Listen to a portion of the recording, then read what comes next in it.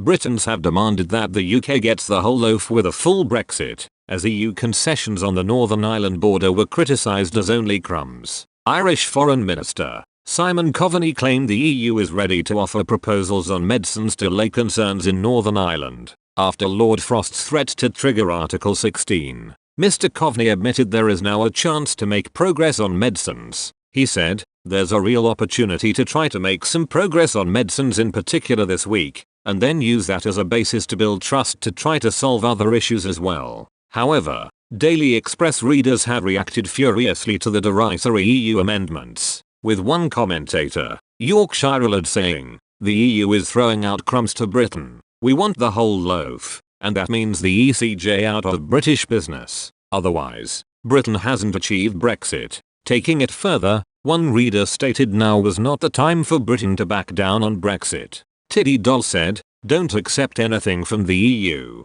If they don't back down completely, trigger Article 16. They are scared stiff. You have them by the short and curlies. Time to squeeze hard," claiming Britain did not vote for a half-baked Brexit deal. Back again said, "UK would see it trade with Europe on World Trade Organization terms. That's what we voted for back in 2016. Not this dog's breakfast we have with the EU now." Mena took the opportunity to slam the bloc over France's handling of the so-called fishing wars. One said, "The retaliation ranges from stopping fishing in EU waters. I loved this bit. There are no fish left in EU waters. They are fished out. That is why the French is so insistent on getting licenses to fish in British waters." Joining on the fishing issue, another commentator claimed the EU need fishing waters more than Britain. Logic said, "If the EU bans UK from fishing in its waters, it is obvious that the UK will reciprocate and ban EU vessels from UK waters.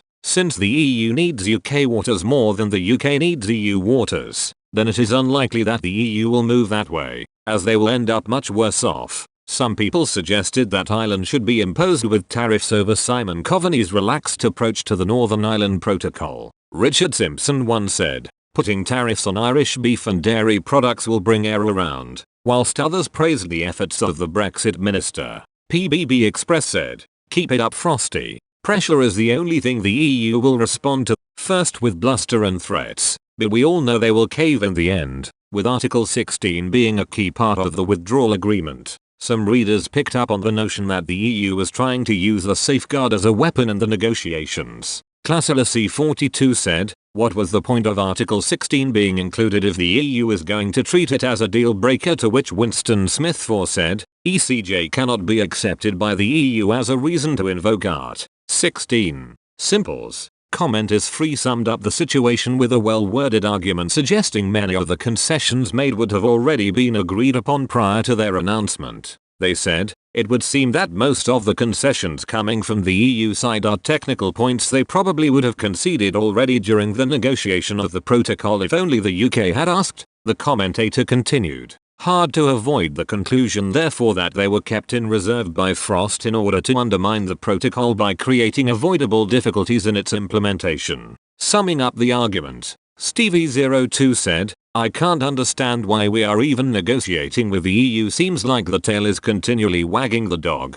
To quote a phrase that was thrown about a few years ago, "No deal is better than a bad deal. Let's get back to what we voted for." Negotiations are still ongoing between the EU and the UK over the Northern Ireland Protocol, and the use of Article 16 is in place for both parties should an agreement fail to be met.